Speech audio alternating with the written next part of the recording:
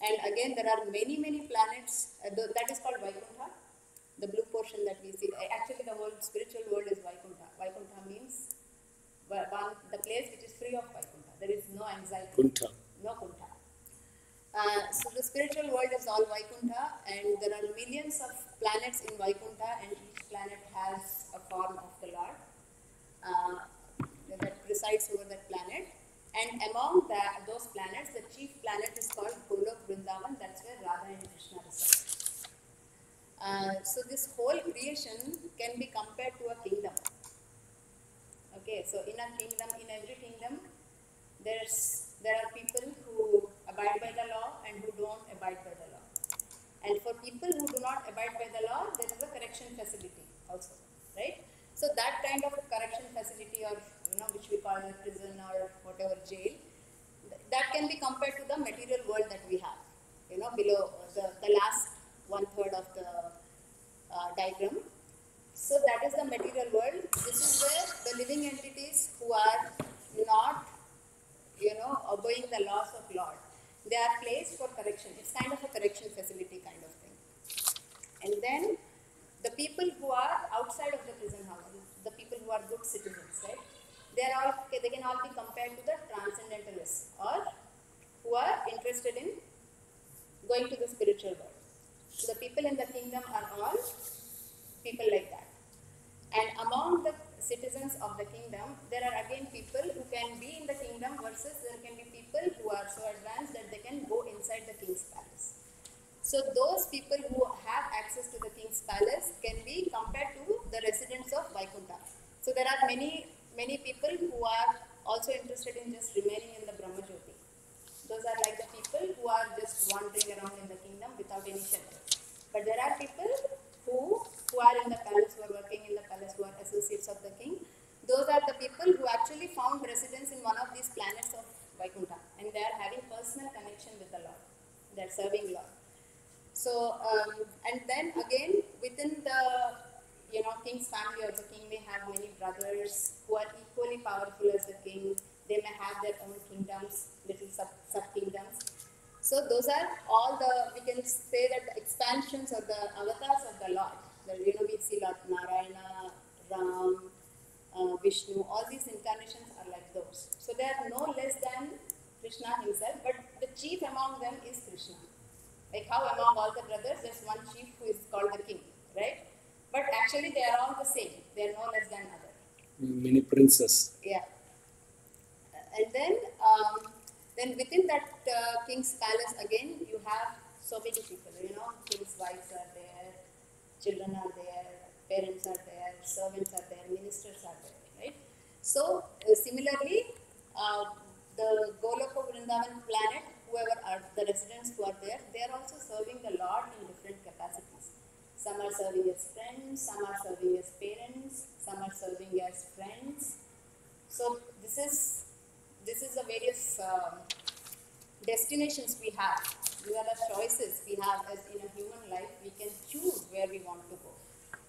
So how this connects to what we have studied here is that first Prabhupada started describing about the demigod worship.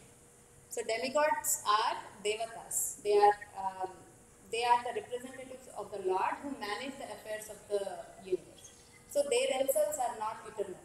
Basically, they are just like us. They are just a little more powerful than us, and they are much more empowered than us. So we know Indra is the Lord of the rain. So he controls the rain. Vayu controls the wind.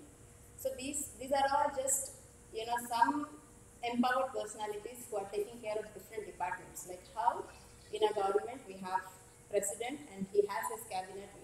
Each minister takes care of certain departments. So that is the position of the devatas.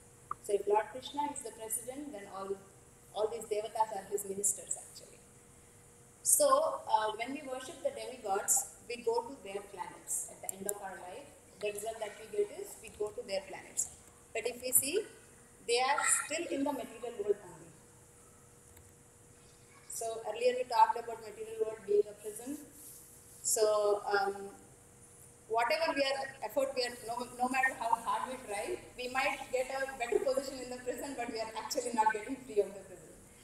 So therefore Prabhupada advises us to not endeavor for that at all. In fact, what we should try is, we should try to become free from the prison first of all. So whatever we are doing, everything should be directed with an intention to get out of the prison house. So that's where our destination should always be some place in the spiritual world. So that's what we have read so far. And there are four miseries that we have in this material world. They are birth, death, and old age, And disease.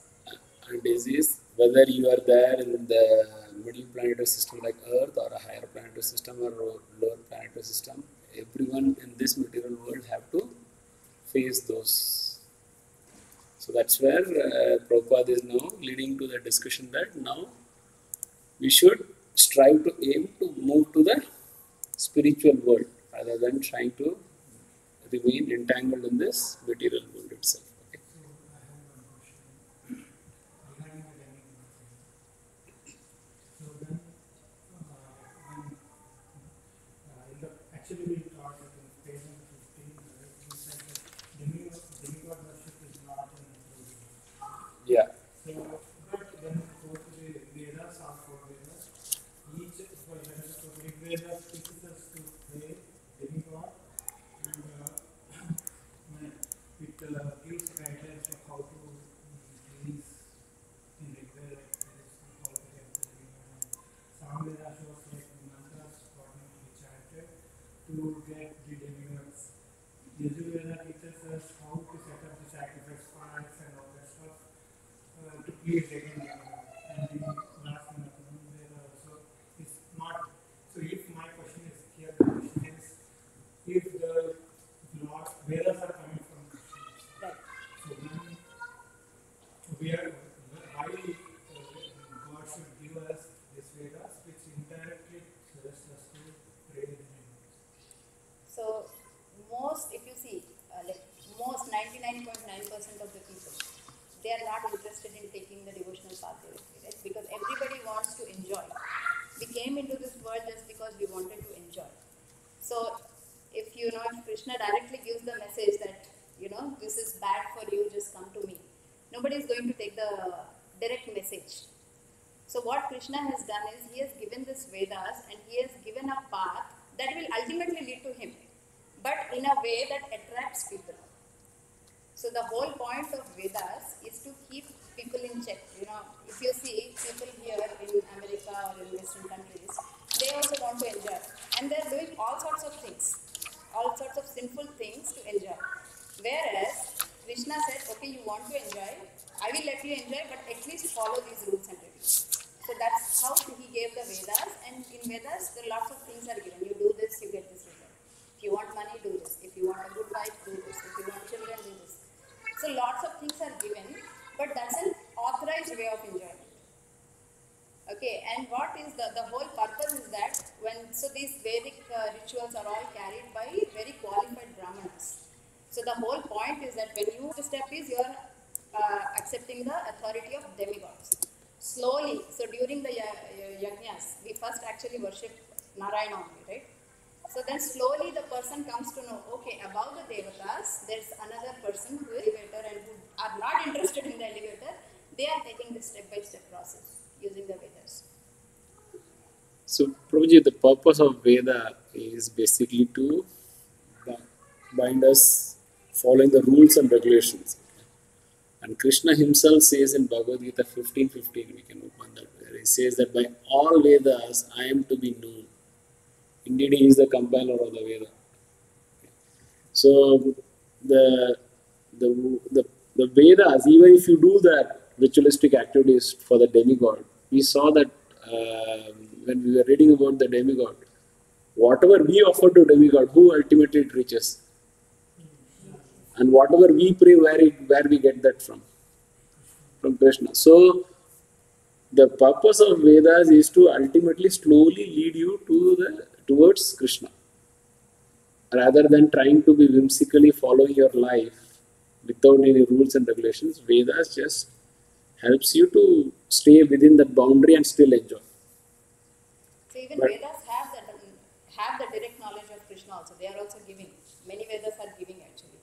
But for people who are not ready to take that, so this is an alternative, and this is more attractive for people in general. Right? People are interested in this. So where there is a demand, there is a supply, right? So since most of the living entities are interested in enjoying material life, so this is a way of, this is a, whatever this karma kanda process, whatever you have said, those have been given. They actually trick people into taking up Krishna consciousness gradually later in life. It's an indirect method, it's a slow method, but something is better than nothing. Rather than people who do not follow anything, this is a better way. No, I understand that, but when I gone through, like when there is a direct method, why there is a Vedas itself. One way, like when we go to Krishna, and when he starts, Krishna asks not to pray to Indra, right? And at the same time, in Vedas, there is a specific Vedas which suggests that you have to pray the demigod to get the things. So, Also, see, Really to free will to meaning, let's say I want to be here, I need I want to be wealthy, I want to be powerful. Maybe for that, like demigods can give those things. Right? Yeah. They will be related to free will. You just want a happy life and in material world, just stay here. Maybe that's one of the paths. But again, there also the opportunity is there Yes. to go, to advance. The opportunity is there for them also. Actually, I mean, it's their choice whether they take it or not.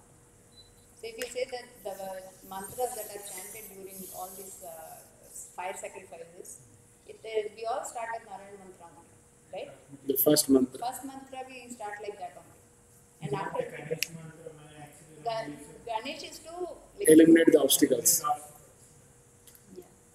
So it's not like this, I'm just going through my it's not this because I have to live in this world, I have to have some minimum things to be met. Suppose if I need to run my family, I have to have a minimum thing requirement.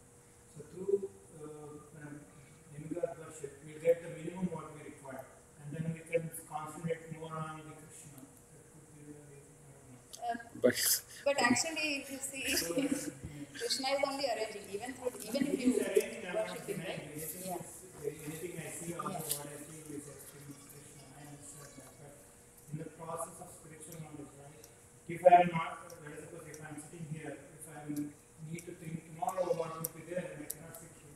Like for having the money, if I am not getting, like tomorrow I need to go where and all the search, I will not be searching the God.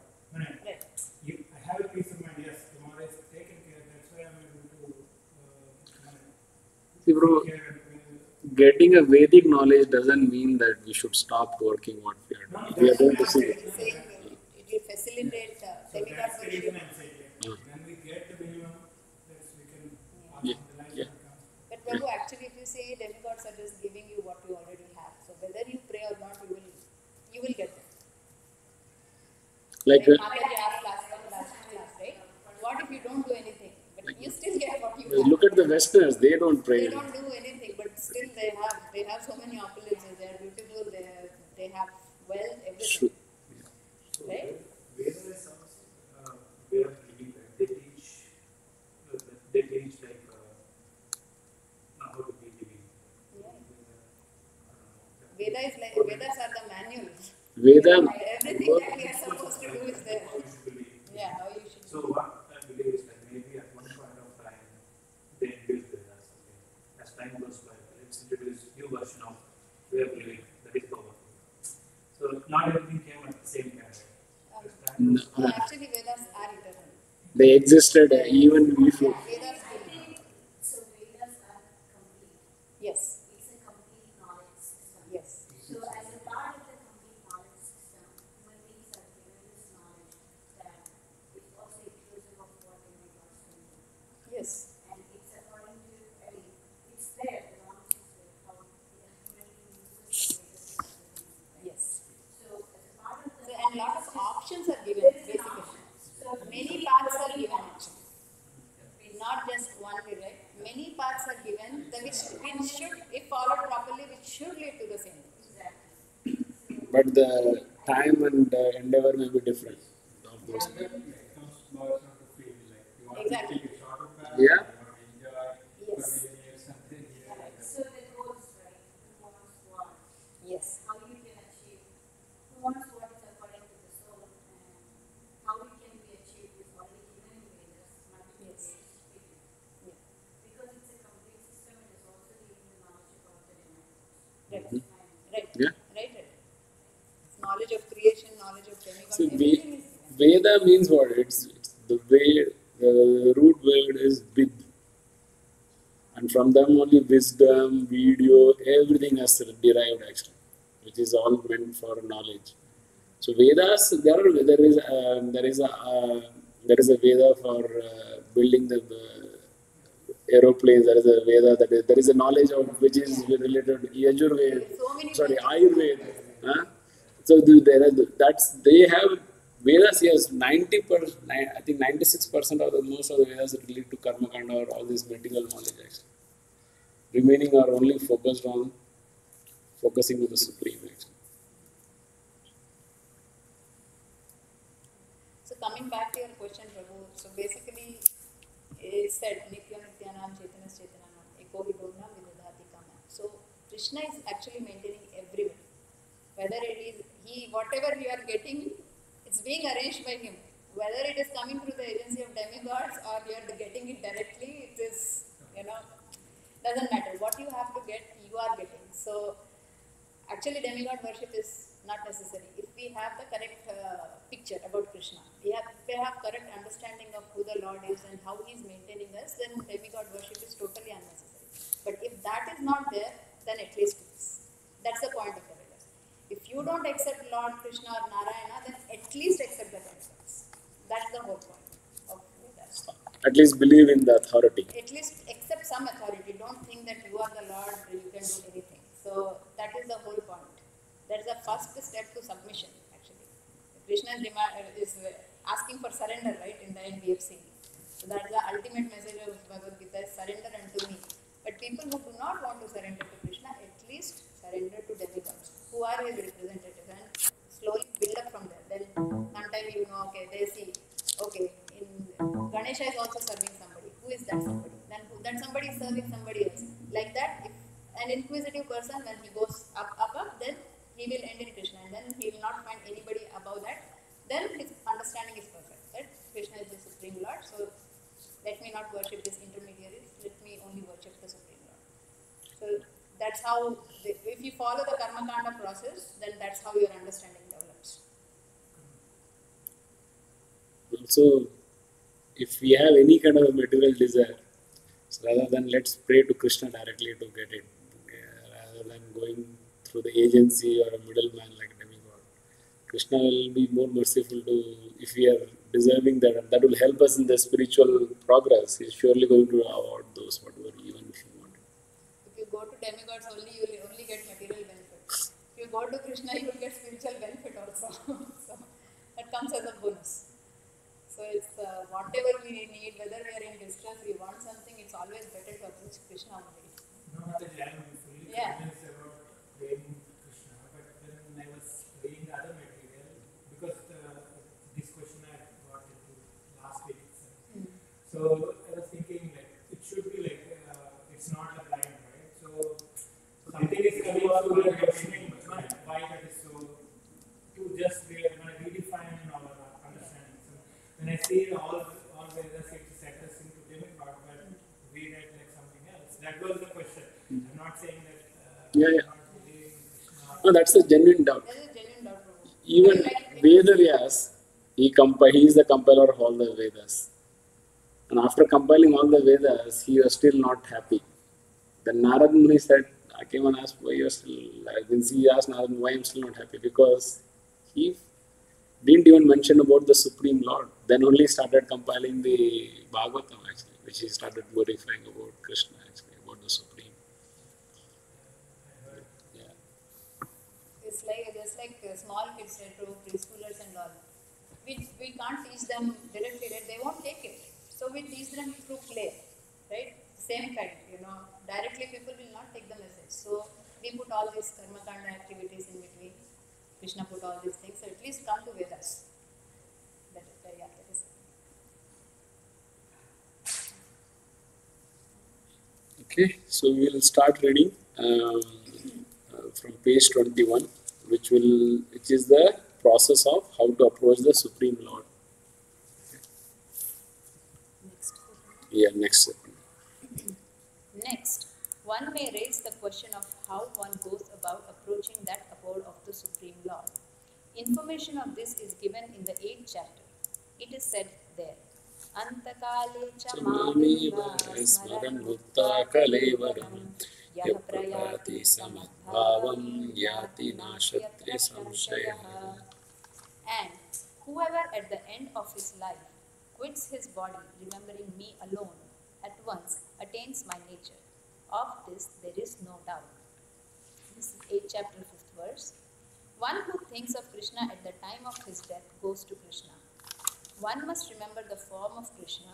If he quits his body thinking of this form, he surely approaches the spiritual kingdom. Madbhavam refers to the supreme nature of the Supreme Being. So here, now Prabhupada is mentioning or referring from what Krishna himself has stated in Bhagavad-gītā, how to approach him. So here, one of the important word that we have highlighted here is smaran. Smaran is remembrance.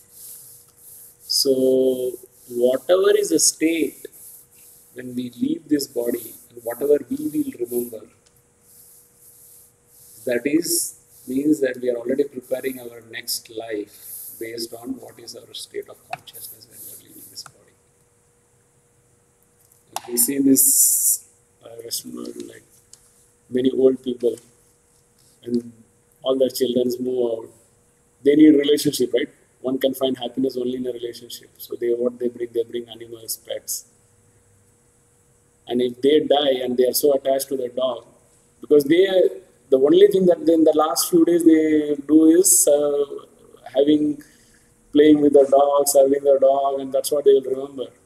So that is the end state for them actually. Similarly, if somebody is thinking, here's some of the very nice depiction of this verse. If somebody is, let's say that who is always thinking about money, and he dies, maybe in the next life he may be only working with the money in a teller. But if someone who is thinking about Krishna and leaves his body, he surely is going to attain Krishna.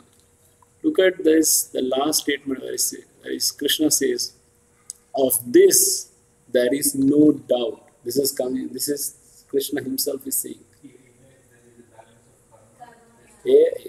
We saw the 18th verse where he says that Sarvadharman Parityakya Mameka Sharanam Vaja Aham Tvam Sarva Papebhyo Mokshesham Masucha. Masucha, there also uses the word Masucha, where he says, do not fear. So this is a very important verse, especially for the devotees as well as for anyone who wants to have spiritual advancement, that you need to be always remembering about Krishna. And soon we are going to cover the various devotional process in the introduction. So this is very important. At the time of death, we should be preparing ourselves to remember Krishna. And this is the only way that we can attain Krishna.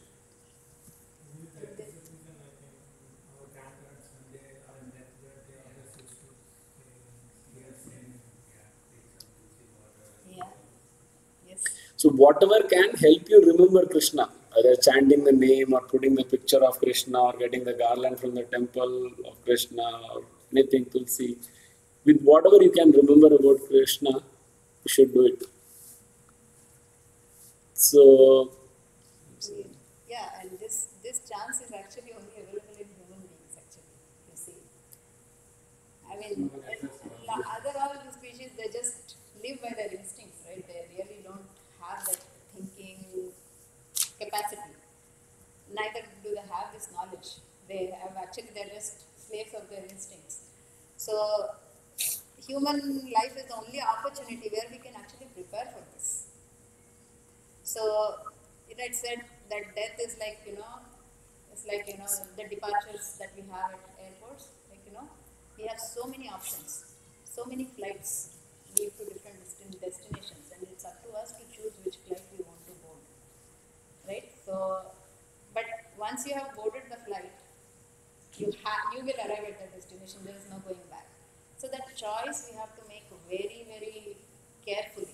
We really have to be sure where we want to go and what we want to do. So this is the thing. When we are buying a ticket, this ticket means this one. What is our last thought when we are leaving our body? It's a very crucial situation. It's a very trying situation. It's very painful. It's described. Death is, the experience of a death is like 42,000 scorpions biting at the same time. So it is so painful. And so unless we have practiced the whole life, we have to prepare. In such a trying situation, to think of Krishna, it's not easy. We cannot just say that, okay, the whole life I will do crap, at the end I will think about Krishna. That doesn't happen, because it's such a miserable, dreadful state actually. So for that we have to prepare the whole life actually. So life is the time that is given for us to prepare for an examination called death. So at death we have to make this choice. And that examination everyone has to take. No one can say that I can escape that. In the college, you can skip the examination and you don't get a degree. But.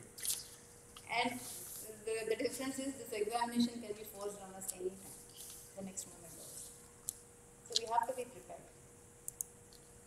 We just can't go and see. For taking any flight, how much preparation we do, right? We plan, we take tickets, we pack, we do so many things. So why not for this? This is the most important journey. That is going to be the most important journey for us. And what are the destinations for us? We have, what kinds of destinations do we have? We want spiritual. Yes, that is the ultimate destination. But if we are not, for a non-spiritualist, what are the destinations we have? 8,400,000 species of life. Anywhere in these 14 planetary systems.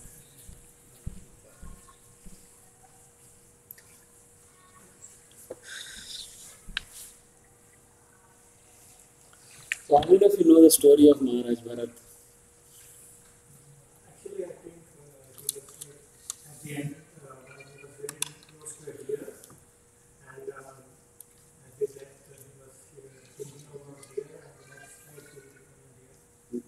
But he has a spiritual advancement in the past life, so he was blessed and he had an opportunity. So whatever Krishna says has to be true, and there has to be some examples. So one of them is Maharaj Bharat. He was a very pious king, and that's why I think after him only the word Bharat Varsha, or the Bharat. So when he thought, okay, now I have to take the spiritual process. So he quit everything from his kingdom, handed over to his sons, and moved to the forest. And he was living peacefully and practicing spirituality. So one day he saw a deer which was about to give birth. Because a ferocious animal, I think lion or a tiger, was trying to catch the mother deer which was pregnant. And in that state, that mother deer gave birth to this baby deer, and Bharat Maharaj adopted her. And over the time, Maharaj Bharat started developing affection and love for this deer, that now he started deviating from the spiritual process and always thinking about the deer. Even so much so that even if the deer goes away from his side, that he will be very anxious that the deer has gone. So such the level of absorption of about that baby deer. And finally, when his time came to quit the body, he was always thinking about the deer, and he attained the body of a deer. And in the next life, when he had a deer body, he used to stay closer to wherever the hermitage of the sage. And then, His next life, he had the remembrance of last life Yeah. because he was a very advanced devotee actually. So he was given the remembrance, even in the body of a deer, he could remember that his journey was unfinished and the mistake that he made in his last life. So in this life, in his second life, he made it a point to stay close with the devotees, eat their remnants, hear whatever they had been discussing, and that's how he spent his life as a deer in the deer body. in the next life, he got, obtained the body, he got born as Jadavara, Human birth. human birth. And then in that life, he successfully practiced his devotional service and went back. So what we can see here is that already at the time of death, your subtle body is already preparing for your next destination. Whatever the state of consciousness we have, we will be carried over to the next destination. We have just started the Anta College the process. One more thing in this particular example of Bharat Maharaj is there are various stages of bhakti. You start with others with a little faith, then you start do sadhusam, is the association with bhajan, association of devotees. You will engage in practice of devotional service. So the second class stage is bhava stage. And the last stage is so Bharat Maharaj was in the bhava stage. Almost bhakti stage. From there, this could happen to him. So, like normally Krishna would, if he wants to show us something, he will use his close devotees as an example. So Bharat Maharaj was one of the close associates of Krishna, like Arjuna, he was a close associate of Krishna. So Krishna put him into bewilderment to speak Bhagavad-gītā for us. Similarly, we can take the example of Bharat Maharaj. Krishna wanted to show that even if you are in the topmost stage, you can still fall to the middle, take a body of an animal in the next life. So Krishna also dedicates almost half of the chapter number 8 of Bhagavad-gītā, discussing this point, how to leave the body. Bhagavatam also this point has been discussed many times. Ante Narayana means at the time of death, you remember Lord Narayana or Krishna. If you do not do that, the entire life is waste.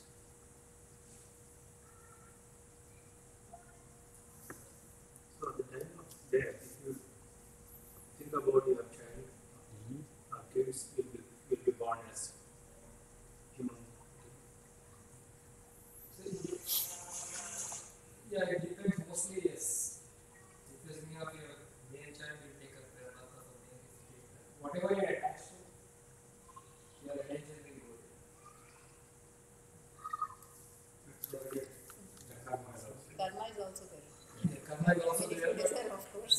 But this particular thing is a general rule. Whatever you're attached to, you will be learning that. Yanyan Vaki Smaran Bhava. There is this story that's often told actually. Yes. There's a Person. rich person who was very rich. He had a good family and then he died. When he dies, he's so attached to his home and money. The next life, he is born as a dog actually. Like a dog. Dog in the same household, like near the same household. And then in that also he's saying, oh, my sons are not taking enough care of my money, they're ruining the house, this, that and all. The whole dog life he spends like that. I mean, this is just an example, I'm not sure if it's given in the Shastras or not. And then in the next life, he takes the birth as a snake. Yeah, so he is slowly around his family around his family only. and the house. And finally, he's one day got killed by his By the grandchildren, the snake they see and they only, the children only Yeah, Prabhupada says you are attached to your home, you naturally want a rat or a cockroach or something like that. Yeah. So it depends on how we are attached to what things we are attached to. And we will think like, probably we will have attachment for the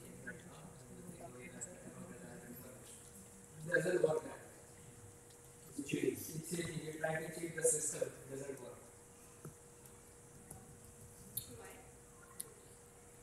Because, Like if at the time of somebody, as I said, with some flowers or Tulsi leaves or yeah, yeah. still not come and Because the attachment is somewhere else in the entire life. Your person will not be attached to the spiritual paraphernalia. when it's others too. Yeah, they will not They might register. have, yeah. They might have some effect, but it all depends on where his consciousness is. Outside he may be wearing 20 mala, drinking tulsi water and all. But inside if something else is going on, who knows? And that is a time factor, right? It's a fraction of a second. Yeah, Not exactly. that Yeah. leaves we need Yeah. to get better than that. It's instant Yeah. time. And you don't know when you, if you know when you are going to die, you can think about it.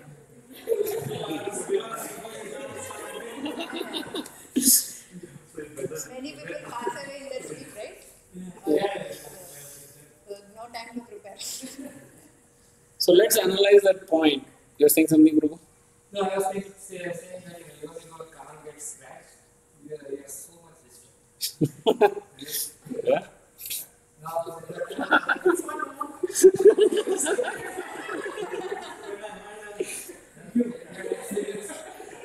Sorry to give you a long example. It's natural. It's a natural. So think about this at the time of death, everything is going on. Whatever you possess in that time, everything is going in one shot. So much attack, so much pain. You have to give forcefully near. So that's why the Vedic principle is cultivating detachment. Before you have to forcefully give it, you cultivate gradual detachment. One Krsna and Right. Yeah. So Voluntarily you give up. Instead of yeah, exactly. somebody snatching it, you voluntarily prepare yourself to voluntarily give up. And also, it's not exactly the process of detachment, it's a process of attachment. Attachment to Krishna, detachment will automatically happen. Yeah. We saw that in the last book. We saw that in the Last class, we saw that. You don't have to work on data, you know, I give up my home. Artificially. It's not like that. You don't have to give up your home or children or job or nothing you have to give up. Only develop attachment for Krishna. So, this thing will be used. It is Attachment to required. Krishna. Everything gets attached to Krishna. Yeah, it's attached to Krishna. All these things are used in service of Krishna. Like Prabhu is having this particular role, doing this. Yeah, for the right purpose is that class, any class. While using all these gadgets, the phone or computer. Using in service of Krishna. That's the principle. So let's analyze this for a little more in depth. Krishna says that only remember me at the time of the death and you will be coming to me for sure, no doubt, right? So we can believe his words. But what if someone says that let me enjoy the whole life, okay, and at the time of the death, I'm going to think about Krishna. I think if you Is it? Huh? if you really thinks, Huh? and if you get lucky, I think you will attain. Yeah, but most of the time, It's not going to happen. Why? Because It's theoretical but not practical. yeah, it is theoretical. Yeah, it's let's analyze from a more practical standpoint why it is not going to happen. Okay. Bhagavad-gītā says, you know, anything that Krishna says is not simple. There is a lot of logic, there is a lot of practice, there is a lot of things to be done. Right. Even though the completion is very simple, right? Yeah. Think about me, you will be with me. Yeah. Anything, right? Think about me, and then you will reach me. Right. Anything, it's a process. Yes.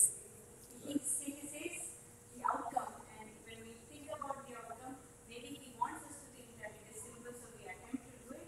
Otherwise, if we know how complicated it is or how long it takes or all of that, no one will but actually it's actually very simple. The only thing is we are very simply entangled. That's our situation is not conducive, but like we have chosen. Smart and loud like you. I think like this, we have gone such a long way that Exactly. the simple part also come to simple Yeah, part. to come back to simple part is hard. Actually, it is simple only. That's our natural condition, we right? start there Yeah. without knowing anything else. It's Yeah. simple. But having known so much about other stuff that is not Exactly. related to Krishna, Yes. starting from zero, it's very difficult. Very difficult. But actually, we have the best chance in Kali Yuga. We discussed in last few classes, right? We have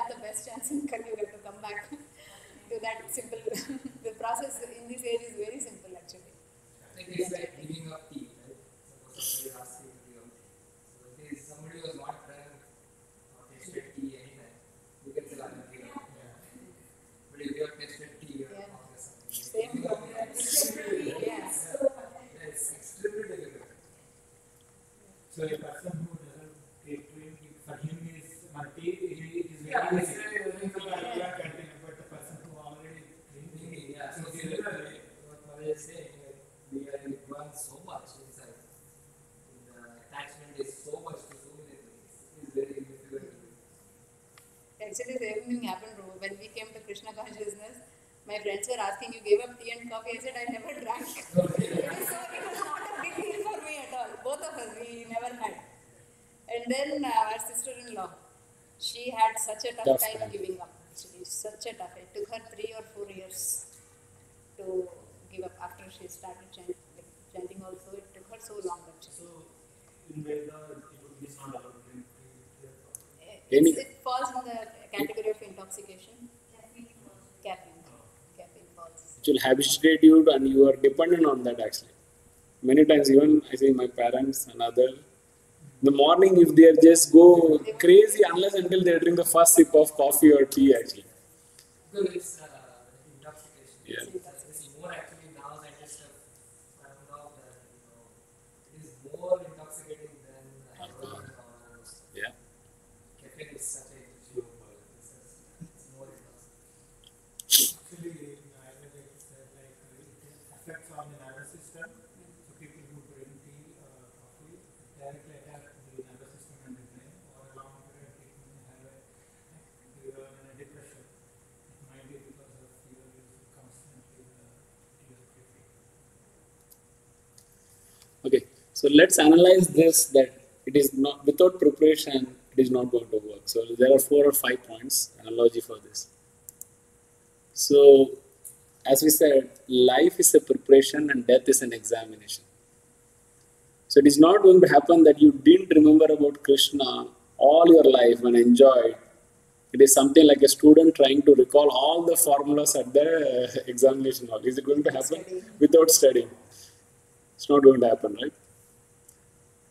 The second one is at the time of the death, we will remember what is most dear to us, whether it's a wealth, our family, or something else. The example, again, another example from Bhagavatam is Ajamil. He was attached to his younger son. Luckily, he named him as Narayana because of his past pious activities. He was able to name as Narayana, though that son was born out of a prostitute. Since he helplessly called his son, because at the time of the death you are going to call or remember what is most dear to you.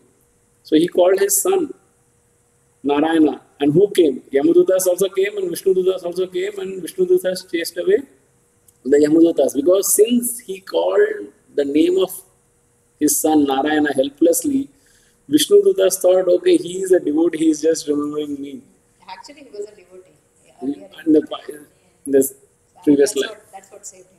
Yeah. Is it the reason that my parents with all the God names? No, that was the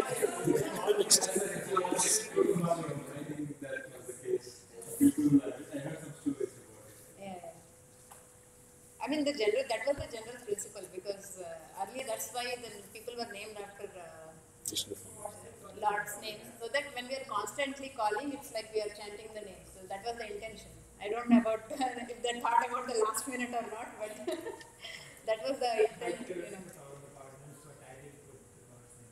Yeah, nowadays there is a more trend about the keeping the kids' name, which is very hard to pronounce actually, very tough to pronounce actually. Like it is all more based on the movie stars or how they name, or they sometimes they see the trend now, Prabhu. They sometimes fuse they fuse some words actually, some first part of some words, and they form their own names actually, which may not have any meaning actually.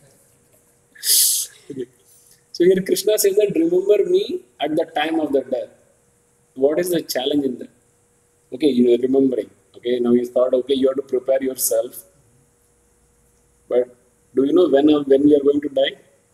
We don't know when we are going to die. So how we are going to know then when the death is going to come? It is like somebody taking a surprise test. And you are not at all prepared also. And then, as she covered earlier, at the time of the death, it is like It's a very painful process. It's like thousands of scorpion biting. Think our good. I have a genuine question. Uh-huh. When I was born, it was painful, I think, but I didn't notice the pain. I'm just wondering what. Notice, Prabhu, you forgot. Always it's going to be when I Did you cry after the birth? So it is scientifically proven that it is pain is like 1,000 scorpions.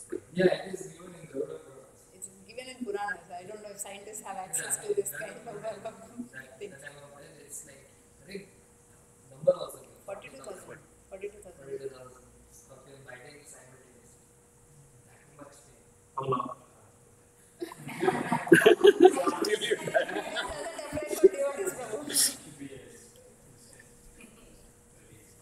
Small amount.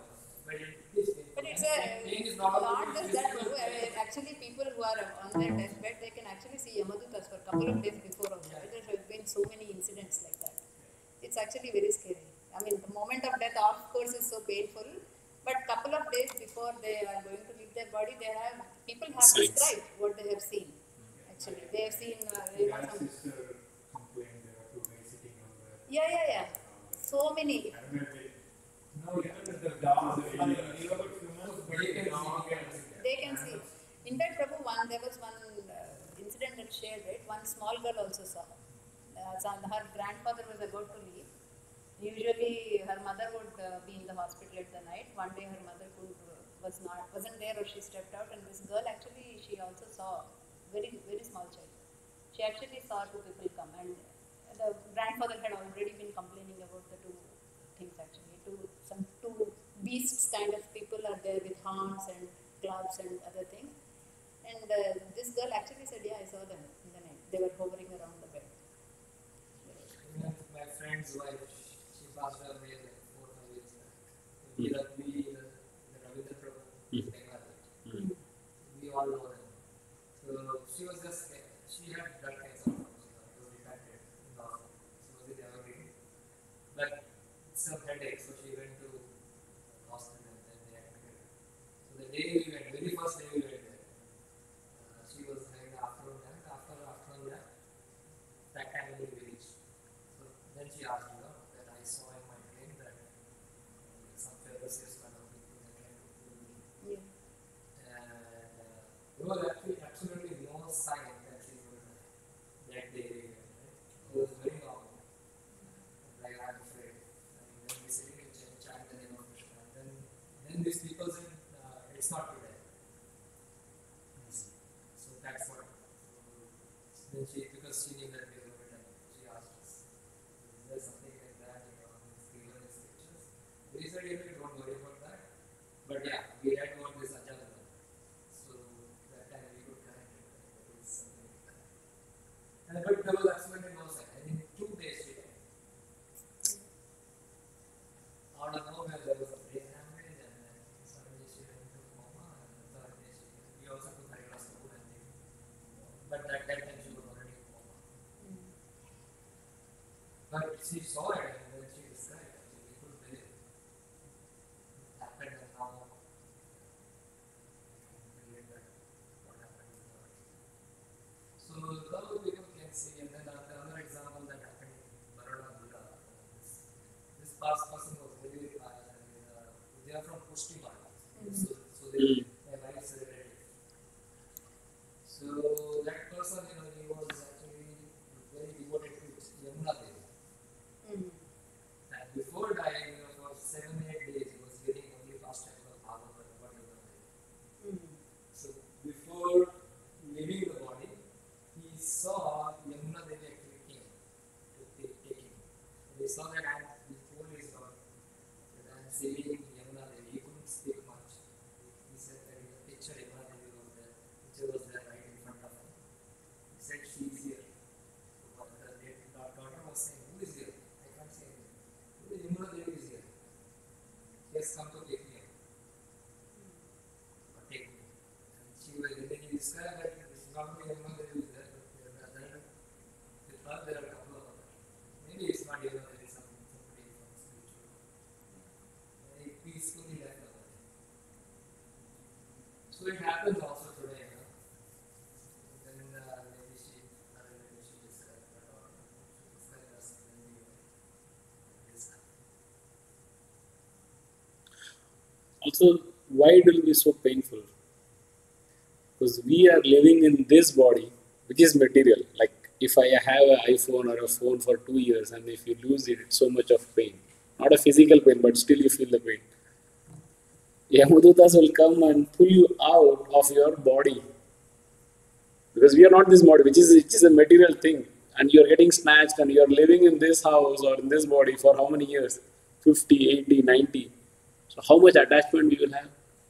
That's a very painful process that that in front of you, though you may only experience it.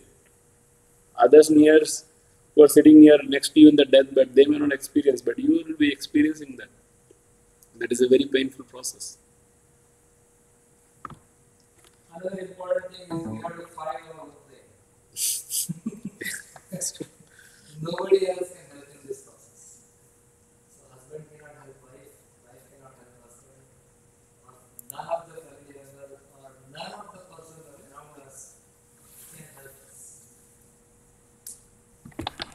So if you think, oh, you know, this spiritual process is my husband should do, it is meant only for him. No, it is also meant for us. We don't know whether we both husband and wife are going to die at the same time or not. But if it's a different time, then she is not going to help me or I am not going to do whatever I try to do. Nothing. Yeah. Even if we die together, also we can't help. If we die together, also we can't help each other. So, Robert, has their own death, right? Yeah, exactly. So nobody can help each other. And they can help in remembering Krishna somehow. Reminding somehow. Tulsi or some water, Ganga Jal or this or that. But that person has to go through that on his own.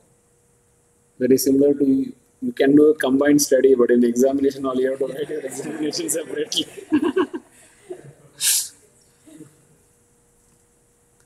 So, if the death is so painful, how are you going to remember Krishna without practicing? Like sometimes when we have even a minor headache, oh, you are not at your 100% of your productivity, right? You will sometimes say, I'm sick, and things like that. So though Krishna is giving a very simple formula, but it is not easy to achieve it and practice it. Also, see, Prabhupada said one more thing.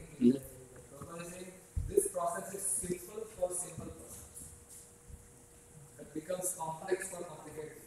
So if somebody is like motivated or trying to like gain something, it's simple. Krishna is saying just do this and you get this. It's very simple. So, but if you try to, make, oh, Krishna might have made this and then might have this, I'll cheat the system, those things will not work. This process is simple for simple-minded people. You understand whatever is given, you just follow it. For them, it's very easy. Even if I think that throughout the life I will enjoy, and at the death I will, even Krishna is inside me, he also knows, right? What I Yeah, right? exactly. It is not that I'm saying something. I'm trying to cheat the system. He knows.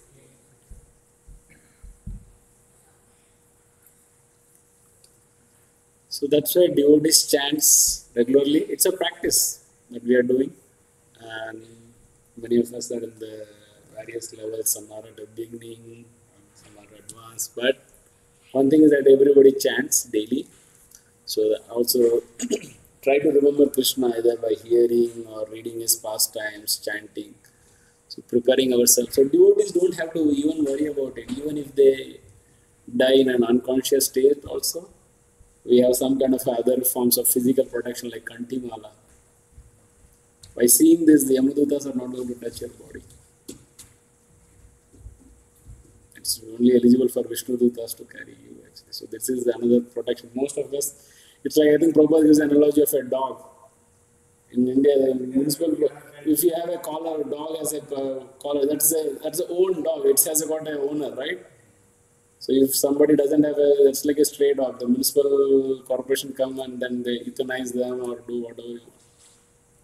So that's why the devotees wear the Kantimala at least, even if we are not having that That's not should be our aspiration, but that's another fallback kind of a plan. Even what happens, sometimes devotees may die on an unconscious state also, but still Krishna is going to help and remember you. If you Lord have put in, Chaitanya promises yeah. that. So Lord Chaitanya is incarnation of Krishna in Kali Yuga. So he says, anybody who has done some devotional service, I will make sure he will remember me at the time of death. So even if we are not making a conscious effort, he will come to us. So devotee's position is very safe actually. So, you said Kantimala. Yeah, Tulsi Mala. Tulsi Mala. So this year, generally, one who is serious about this process should do a couple of things. So one of them is putting tila. This is identification. And the identification is basically Tulsi. This is the Tulsi leaf in the front, and these two are the lotus feet of the Lord. That's an indication. And somebody who is seeing Tulsi as a Tilaka on our head, then what they say, they take a remembrance of Lord. I see. Other thing is the same. You must have the same. Yeah, we have. I have offered. Maybe we offered in Mayapur and Vilasa. Someone wants, let me know. We offered in Mayapur and also we will have in the temple also. Also, we know the example of Mahatma Gandhi, right? What was his last words? Hey Ram. So he only chanted, but doesn't mean that he actually remembered. He may be at the thinking about India Pakistan partition and Krishna specifically Smaran. You have to remember. So that's one way, because in one classes somebody asked, what about Mahatma Gandhi? What was his destination? If he have not practiced, he was all through his life, he was involved in political affairs. And at that time just chanting the name, but not remembering. We don't know the destination. Okay, I think we'll continue the reading. Madbhavam refers to the supreme nature of the Supreme Being. The Supreme Being is Satchidananda Vigraha, that is, his form is eternal, full of knowledge and bliss. Our present body is not Satchidananda. It is Asat, not Sat. It is not eternal, it is perishable. It is not Chit, full of knowledge, but it is full of ignorance. We have no knowledge of the spiritual kingdom, nor do we even have perfect knowledge of this material world, where there are so many things unknown to us. This body is also Nirananda. Instead of being full of bliss, it is full of misery. All of the miseries we experience in the material world arise from the body. But one who leaves this body thinking of Lord Krishna, the Supreme Personality of Godhead, at once attains a Satchidananda body.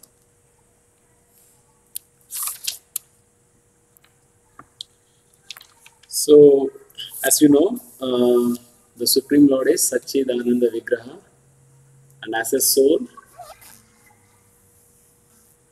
also, so here Prabhupada is comparing the spiritual and the material. Our body is material, but spiritual is always, the spiritual energy is always Satchit Ananda, which is eternal, knowledge and blissful. But our body, which is all material, is all exact opposite of it. It has got asat because it is temporary. It is achit. Why is achit? Because we hardly know about anything about your body, right? But Lord knows everything. What's happening in everyone's heart. Lord knows everything. What's happening within everyone's body. And same is that we are also not fully happy. We are near Ananda. So that's what Prabhupada is here trying to analyze, that at the time of the body, at the time of the death, when you think about Krishna, you will attain his bhava, which is Satchit Ananda.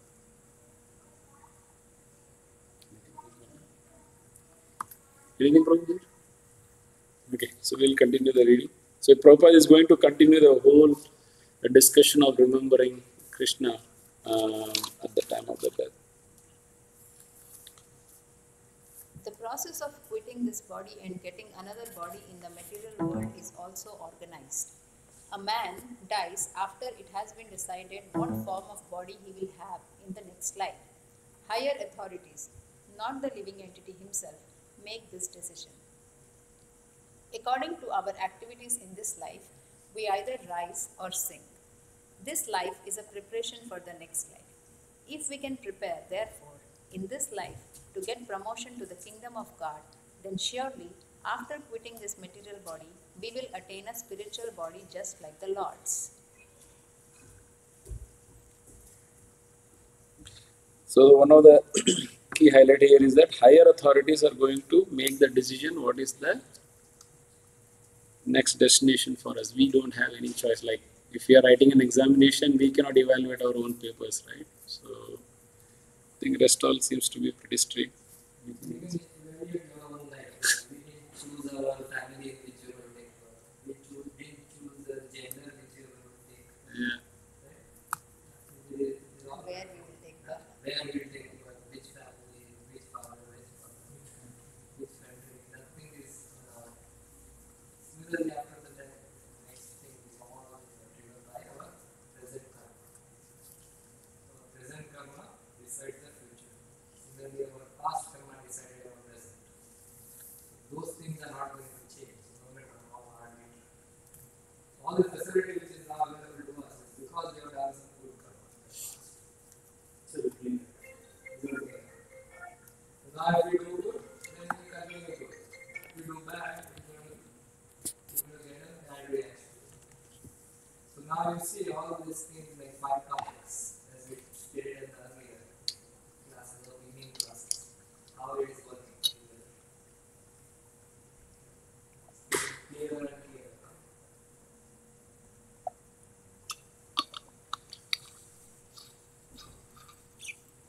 As explained before, there are different kinds of transcendentalists, the Brahmavadi, Paramatmavadi and the devotee.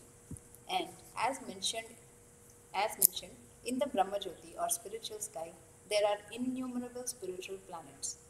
The number of these planets is far, far greater than all of the planets of this material world. This material world has been approximated as only 1/4 of the creation. Ekam Shena Stito Jagat. So now here Prabhupada is mentioning he is going to elaborate what is the destiny of the 3 kinds of transcendentalists. One is the Brahmavadi, another is the Paramatmavadi, another is the devotee. So Bhagavan has got 3 features, right?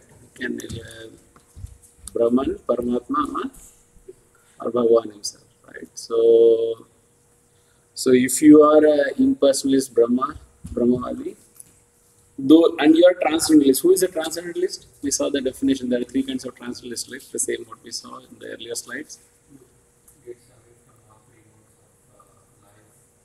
Trying to transcend these modes of the material. I got it right. So in the first phase, the Brahmavadis are the one who are impersonalists. They don't want to render any service to the Supreme Lord, and also you may have a conception that the Lord is got an impersonal form. He doesn't have a personal form like this one. So his destiny is somewhere in Brahmajyoti. I think Prabhu has made this nice presentation. You can see here, transcendentalists are the one who are trying to move away from this material nature. So this is the material creation, right? The one who transcendentalists are the one who want to get away from this material world. So the one who is impersonal, his destination is Brahmajyoti. The second kind of a transcendentalist is Paramatmavadi, or the one who meditates in trying to realize the Supreme from within his heart. Based on his realization, either he can realize a personal or an impersonal realization. So The one Paramatmavadi can either be, based on the realization, either be the destiny can be Brahmajyoti or the Supreme Lord Himself. And for the devotees, it surely there is no doubt that the destination is Krishna or Goloka or any spiritual thing, Vaikuntha planets. And this also we saw the other last day, right? Last class, that this material world, the whole material creation is 1/4. Rest 3/4 is all spiritual. So we are the unfortunate ones, like minority. In this material segment, there are millions and billions of universes with trillions of planets and suns, stars, and moons. But this whole material creation is only a fragment of the total creation. Most of the creation is in the spiritual sky. One who desires to merge into the existence of the Supreme Brahman is at once transferred to the Brahmajyoti of the Supreme Lord and thus attains the spiritual sky. The devotee who wants to enjoy the association of Lord enters into the Vaikuntha planets, which are innumerable, and the Supreme Lord, by his plenary expansions as Narayana, with 4 hands and with different names like Pradyumna, Aniruddha, and Govinda, associates with him there. Therefore, at the end of life, the transcendentalists think either of the Brahmajyotir, the Paramatma, or the Supreme Personality of Godhead, Sri Krishna. In all cases, they enter into the spiritual sky, but only the devotee, or he who is in personal touch with the Supreme Lord, enters into the Vaikuntha planets or the Goloka Vrindavan planet. The Lord further adds that of this there is no doubt. This must be believed firmly. We should not reject that which does not tally with our imagination. Our attitude should be that of Arjuna. I believe everything that you have said. Therefore, when the Lord says that at the time of death, whoever thinks of him as Brahman or Paramatma or as the personality of Godhead certainly enters into the spiritual Transcendentalist. And he is again affirming that the Lord is saying. From Lord's perspective, it is the Lord can be realized in 3 different ways: Brahman, Paramatma, or Bhagavan. So the Brahman feature is his impersonal feature. So one of them may say Brahman में लीन हो जाता है, हिंदी में say or see. So that means you want to merge in the Brahman form. Now that is also spiritual, but you have to.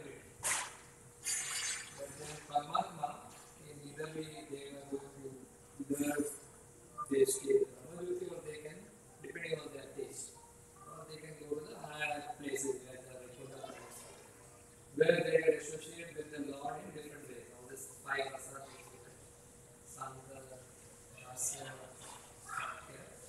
Vatsalya.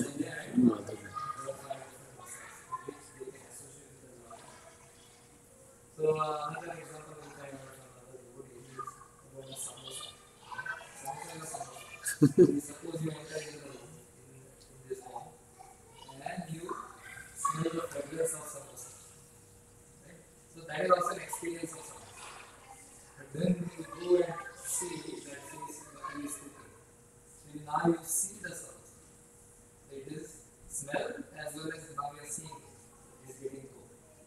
But the highest is you smell, see, and now you are tasting it.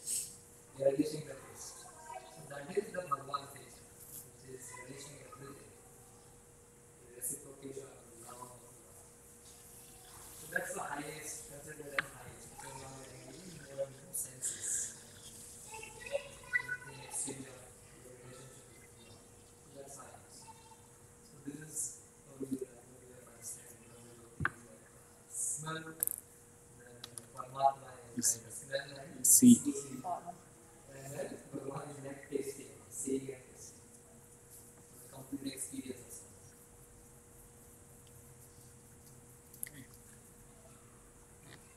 So the choice is up to us. What you are, Krishna will not say that you have to be associating with you. If you do not want to associate, then you that is also spiritual. That's also, it's not something lower. It's also experiencing love, but in an impersonal way. Only difference that where you don't render any service or you don't want to be in touch with personal touch. That's what Prabhupada you see that where he says, he who is in personal touch with the Supreme Lord enters the Vaikuntha planet or Goloka planets. We'll read further. The Bhagavad-gītā 8.6 also explains the general principle that makes it possible to enter the spiritual kingdom simply by thinking of the Supreme at the time of death. Yam yam vapi smaran bhavam tyajatyante kalevaram tam tam eveti kaunteya sada tadbhava bhavitah. Whatever state of being one remembers when he quits his present body, in his next life he will attain to that state without fail. So again, Krishna is the earlier verse we saw Anta Kaleja Mameva, that was the one verse before 8.5. This is 8.6. Krishna is again re-emphasizing that the common between those two verses is the word Smaran. And whatever you remember at the stage of dying, that is what you are going to obtain. If you think about me, you are going to come to me. If you think about something else, you are going to achieve that state. In Bhagavad-gītā, when these verses are there, it's in a sequence, one by one. Right? So he gives the destination. He tells you that he gives a statement. This is how it's going to work. Then he is giving how to do that in the next step. Probably it will come later. That's my, yeah, it's coming, yeah. So we'll read further. Now, first we must understand that material nature is a display of one of the energies of the Supreme Lord. In the Vishnu Puran 6.7.61, the total energies of the Supreme Lord are delineated. Vishnu Shakti Paraprokta Kshetra Vyakya Tatha Para Avidya Karma Sangyaya Tritiya Shakti Vishyate. The Supreme Lord has diverse and innumerable energies which are beyond our conception. However, great learned sages or liberated souls have studied these energies and have analyzed them into three parts. All of the energies are of Vishnu Shakti. That is to say, they are different potencies of Lord Vishnu. The first energy is Para, transcendental. Living entities also belong to the superior energy, as has already been explained. The other energies, or material energies, are in the mode of ignorance. At the time of death, either we can remain in the inferior energy of the material world, or we can transfer to the energy of the spiritual world. So the Bhagavad-gītā 8.6 says, Yam yam vapi smaran bhavam tyajatyante kalevaram tam tam me vaiti kaunteya sada tadbhava bhavita. Whatever state of being one remembers when he quits his present body, in his next life he will attain to that state without fail. It's so important Prabhupada is repeating this verse. Within the same Shah. It's the same three. So important. So from this paragraph what we read, we said Lord has got innumerable energies, and we saw when we saw the 5 topics, we saw Para and Apara Prakriti also, right? So if we think about the Para, in which even the living beings are also there, the best is to think about the Supreme so that you can achieve Him, rather than trying to think about anything material. If you think material, you will stay in this material world actually.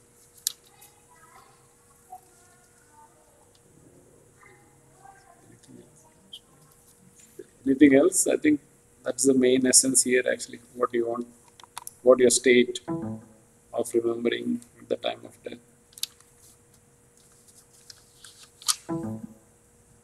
Yeah, you can read further. In life, we are accustomed to thinking either of the material or of the spiritual energy. Now, how can we transfer our thoughts from the material energy to the spiritual energy? There are so many literatures which fill our thoughts with the material energy. Newspapers, magazines, novels, etc.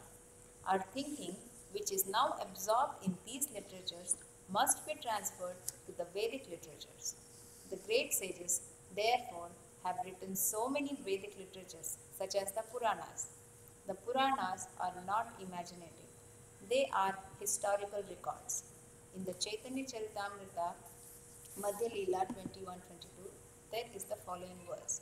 Maya mukta jivera nahishvata Krishna jnana, jivera kripaya kaila Krishna veda purana. The forgetful living entities or conditioned souls have forgotten their relationship with the Supreme Lord and they are engrossed in thinking of material activities. Just to transfer their thinking power to the spiritual sky, Krishna Dvaipayana Vyasa has given a great number of Vedic literatures. First, he divided the Vedas into 4. So here,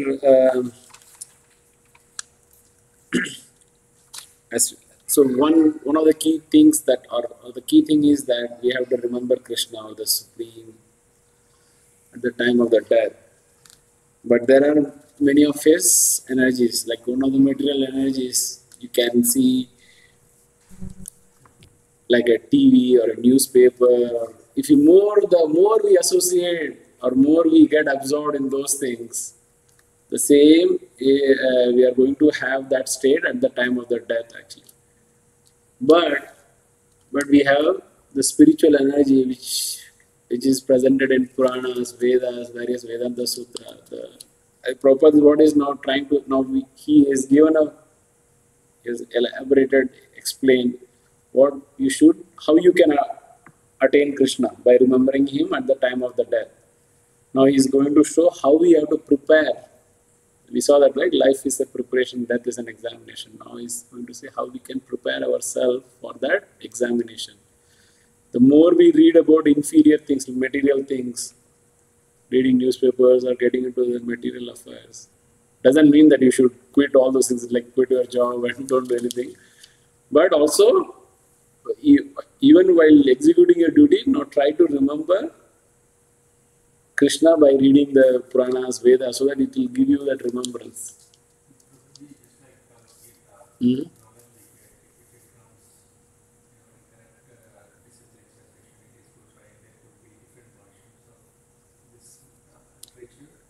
What is the best way to write literature? Where can we get Puranas? Because they are explained in a correct way. So we saw each sampradaya has their own commentary on the Vedanta Sutra. So that is the best if we can read in Parampara. And again, I'm not sure how many are there. Many might be lost now. But Srila Prabhupada has actually taken, most of the Vedas are lost, as Prabhupada said, right? How many? 90? 92%? 94% is 94% is lost actually. But of the remaining, whatever is there, so Srila Prabhupada has picked up the most essential ones. So, like we have been referring to Bhagavad-gītā, right? Brahma Samhita and all this. Whatever the most essential books are there, he has picked up and he has translated everything into English. So, and again, as we discussed earlier, our life is not enough to read all the Vedas and Puranas, right? So, we can just focus in these couple of books. They are the most important. So, Bhagavad-gītā is compiled by Vyasadeva himself. It's a natural commentary on the Vedanta Sutra. So, that and Bhagavad-gītā. And we can read Mahabharata also. Mahabharata is full of examples of how, great devotees have applied, right? Pandavas, we see the life of Pandavas, how they, served Krishna and how Krishna has protected them. So, those kind of things are there. And some Upanishads also, Prabhupada has, like the Upanishad and all, we have access to all those things. Basically, we have whatever knowledge we need to know to go back to Krishna is still there. We may have lost other Vedas, but I don't think so. In this lifespan, we can read all those and so whatever we need, our emergency medicine is available with us actually. So, anyway. we do Would be very publishers, Paramatma. Right. Yes. Yes. So we do have, I think I saw in the our library, in the library, Also, yeah. the library there are various Puranas are still there actually, Garuda Puran, other things, which is translated by the devotees who's coming in the disciplic succession. It is available. So actually, one of our acharyas is Jiva Goswami. There are like 6 Goswamis still now. He is considered to be, according to Prabhupada, he is one of the most intelligent person I have known. So the Prabhupada himself is very intelligent. But in other acharyas, he is considered to be the most intelligent, the most responsible in terms of literature and in terms of many other things. So he has written the essence of all the Bhagavatam, particularly Bhagavad-gītā, Srimad Bhagavatam, in different formats. That is called as Sundar. First Sundar is called as Tattva Sundar.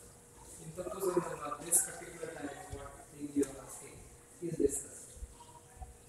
So he has given references from various scriptures to prove that Puranas are even better than Vedas. That's the first thing.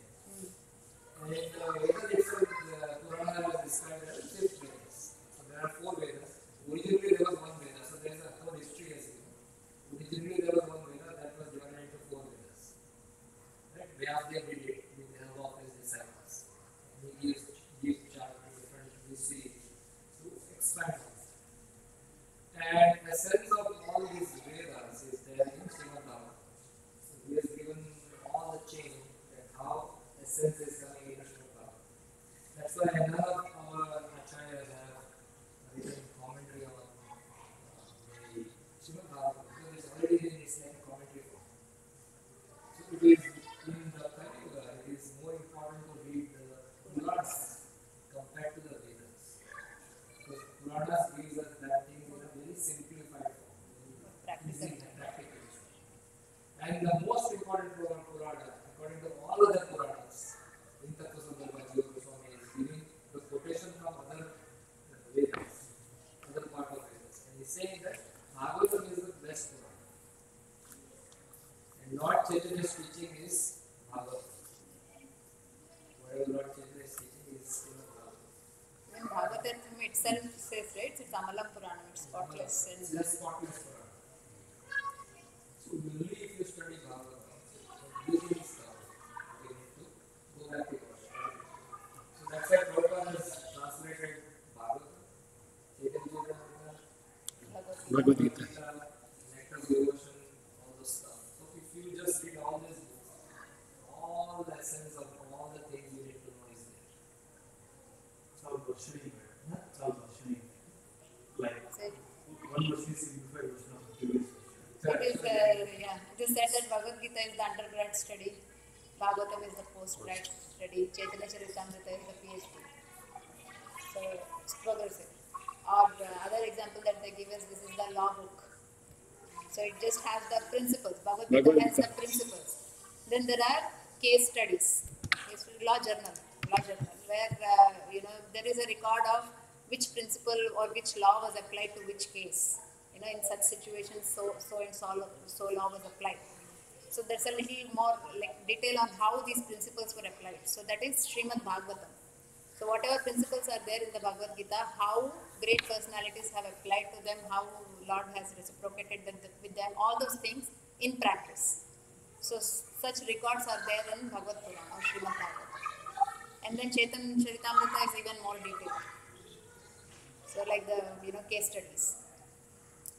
And then another way I have heard is that Bhagavad-gītā ends with asking Arjuna to surrender.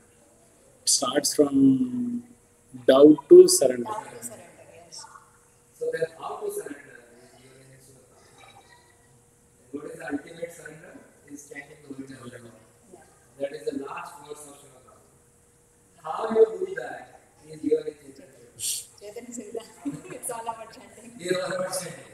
So this is the sequence. Just reading Bhagavad-gītā is not enough. So that's the beginning. Enough means like it is enough. Yeah, but it's But I mean,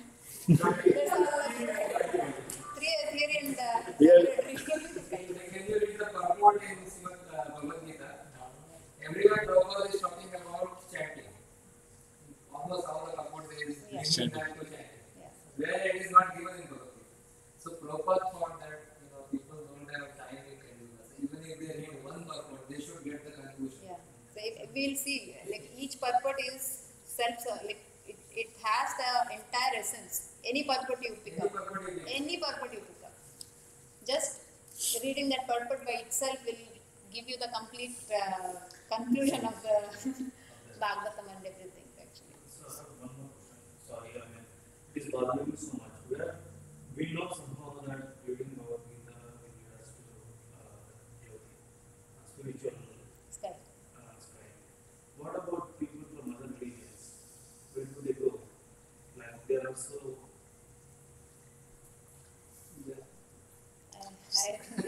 That much knowledge is not revealed in other religions actually. In other religions only that much knowledge is given, how much the appetite is there for people to take.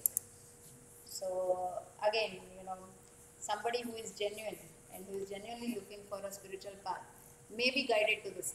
We see in ISKCON there are so many people from Christian background, Muslim background, Sikh background, from Jewish. all Jewish, Jainism, every. Yeah. Right? So it depends on the soul also, right? If the soul is really desiring to know about God and finding a spiritual path, Lord will make arrangement for them to come in contact with one of the bona fide paths.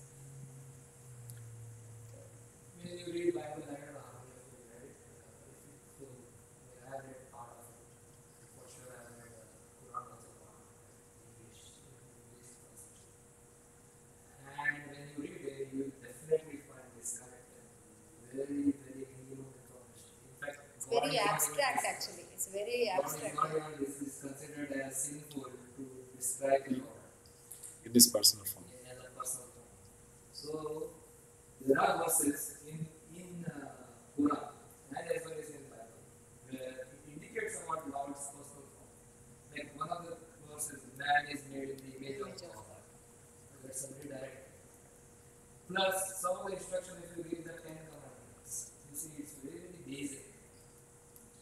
In Bhagavad-gītā, those are assumptions that this qualification Are already must there. have. Those qualifications are not even described. Actually, when Christianity came, most people were like, whom did Jesus preach to actually? Fishermen and people, shepherds and fishermen.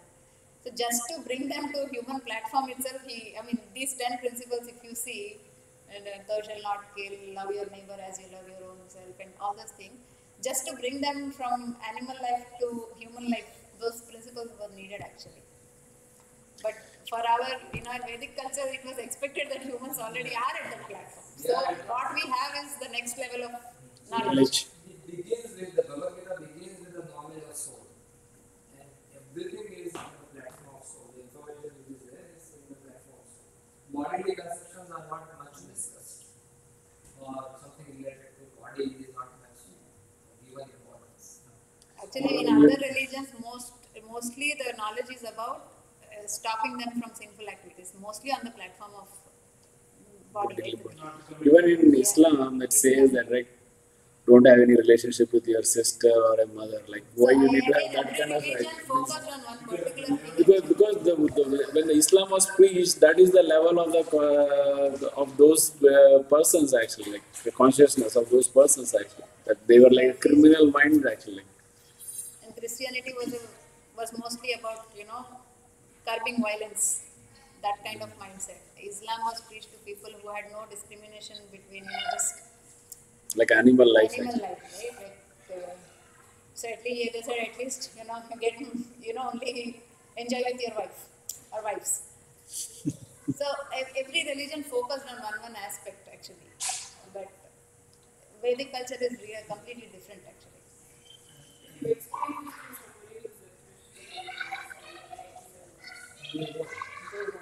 Because they don't know the other part. Right?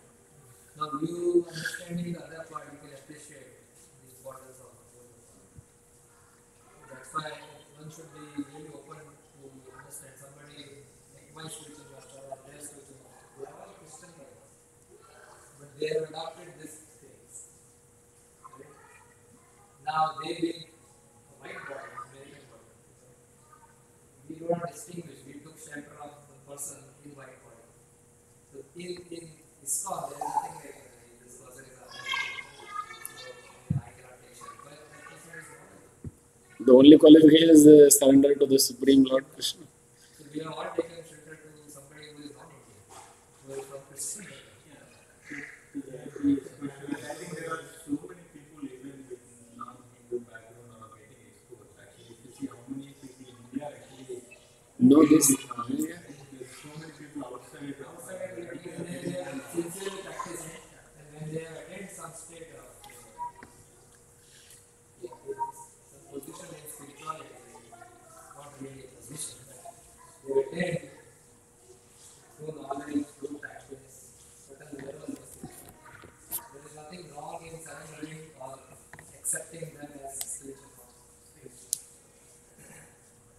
Also in ISKCON, there has been many devotees who didn't find the answer what they were looking for within the scriptures. Whether in the Christianity, they didn't find the description of the God.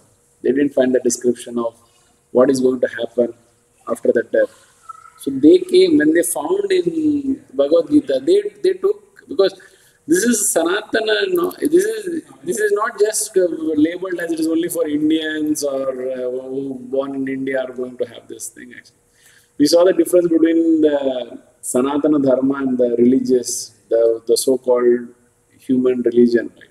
The difference is that this knowledge starts at the level of the soul, not at a bodily level actually. It begins from soul and then it expands on that particular platform also.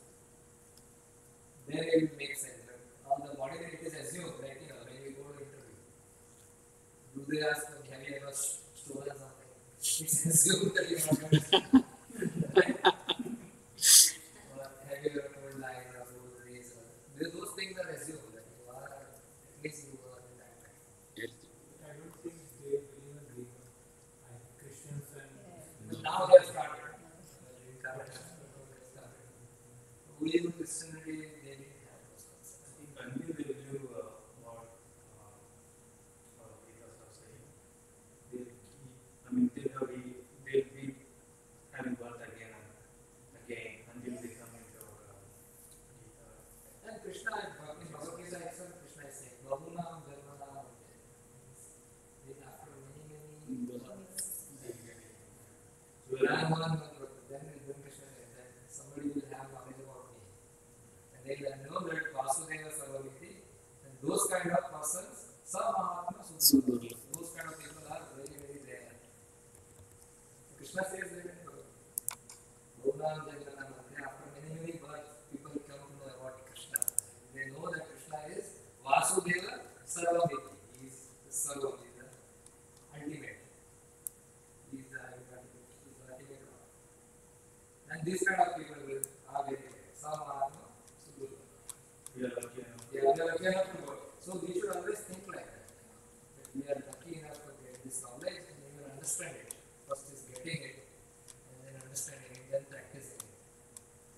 So we should not be proud of it that I am better than this person.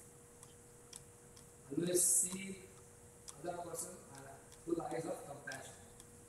That person is a soul and he is suffering in the cycle of birth and death. Not feeling that I am greater than that person. I am understanding, I understood Bhagavad-gītā, I have knowledge of this. We should not feel like that. But we should consider ourselves very, very fortunate. And Lord Chaitanya also said, Brahmanda is Take one of Bhagavan. in this Brahmanda, the living entity is moving around. Kuna Bhagavad is one fortunate soul. What happens to that Bhagavan? Guru Krishna Prasade Paya Bhakti. By the mercy of Guru and Krishna, first mercy of Guru, and then mercy of Krishna, he is getting the seed of Bhagavad. Then only we can actually appreciate that. If we do not get, we are given, but if we don't take it, we don't accept it, we reject it, we have the option. Then it won't work.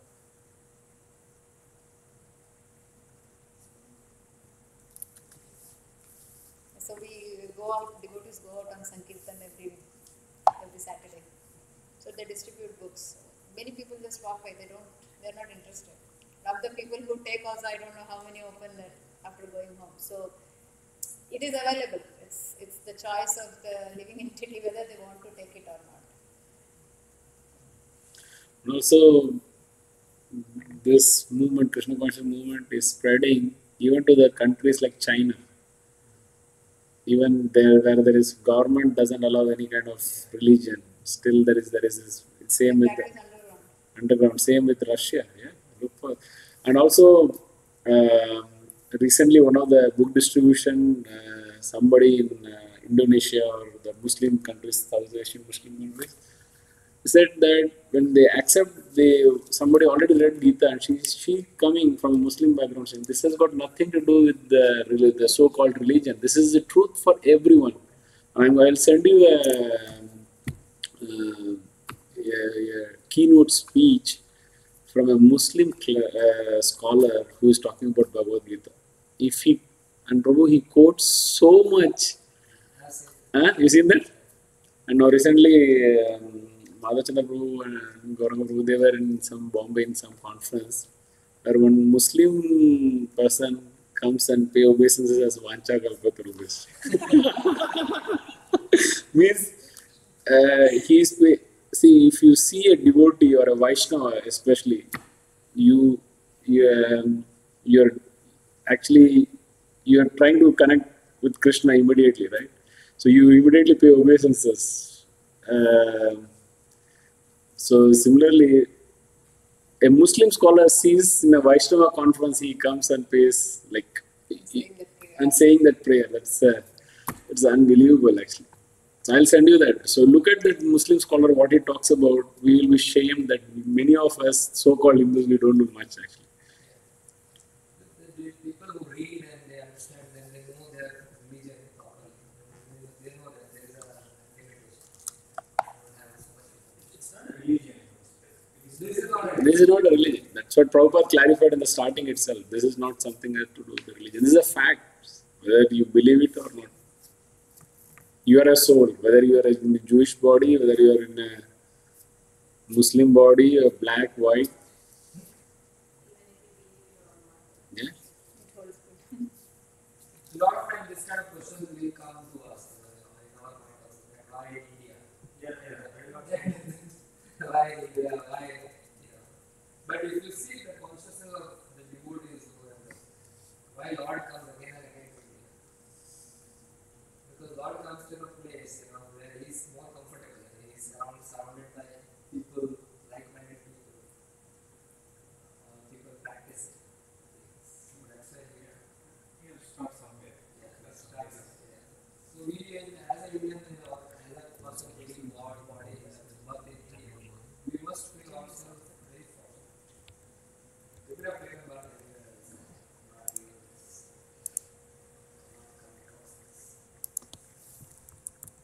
Lord Chaitanya says, no, Bharat Bhumi is Bharat Bhumi ke Manushya Janma Vairaja.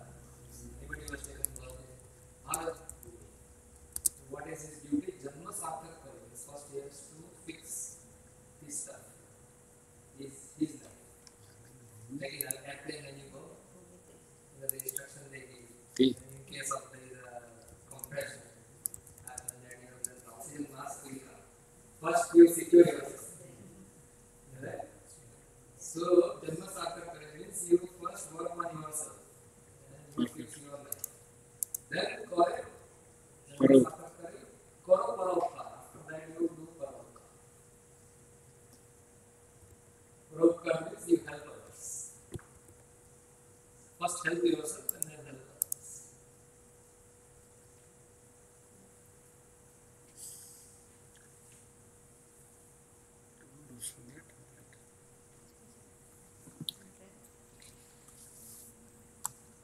Want to show that verse? Bharat Bhumi te. That's okay. Okay, we'll finish this paragraph. It's already 6:15.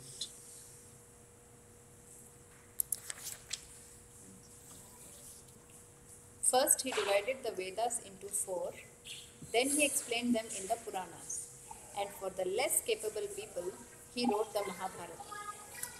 In the Mahabharata, there is given the Bhagavad-gītā. Then all Vedic literature is summarized in the Vedanta Sutra, and for future guidance, he gave a natural commentation on the Vedanta Sutra called Srimad Bhagavatam. So this guy, Prabhupada is summarizing all the all the essential things in the Vedas that are of our interest actually. The Puranas, the Mahabharata, Bhagavad-gītā and the commentary on Vedanta Sutra.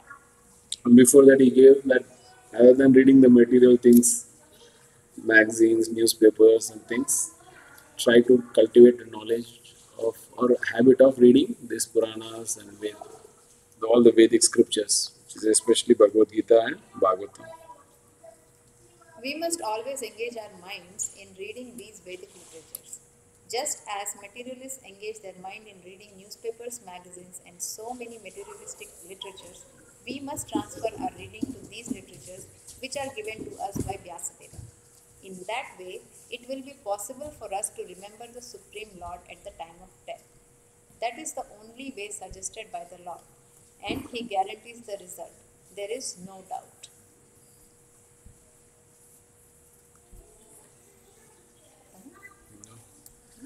We'll end here, Prabhu. Yeah. So now Prabhupada is going to talk how to always remember Krishna, and he already given a introduction or inside that. Try to read as much as from the Vedic scriptures, especially Bhagavatam, Bhagavad-gītā, and rather than trying to read any kind of a material mundane subjects which is related to the material world, either magazine or a newspaper or a television. So we'll continue this. The next verse is what Prabhu said. Like now we yam vapi smaran bhavam anta kalecha. Now he's going to tell how to always remember, and he's going to give an example. Okay. Very important. Yeah. Okay. Thank you.